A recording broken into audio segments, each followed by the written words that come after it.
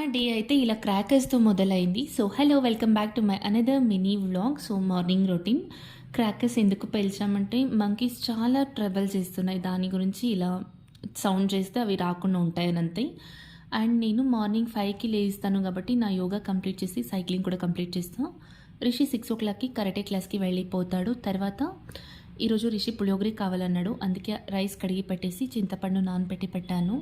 Mornings ఎంత హడావిడి ఉన్నా కూడా నాకు ఇలా బ్లాక్ కాఫీ పెడితే మైండ్ బాగా పని చేస్తుంది. సో, బ్లాక్ కాఫీ తాగేసి నా జర్నలింగ్ స్టార్ట్ చేశాను. నేను ఎందుకు జర్నలింగ్ రాసుకుంటాను అంటే డే బై డే నేను ఎంతవరకు ఇంప్రూవ్ అవ్వగలను అనే రీజన్ ఒకటి, అండ్ వర్క్స్ ఆన్ టైం చేస్తాను అని.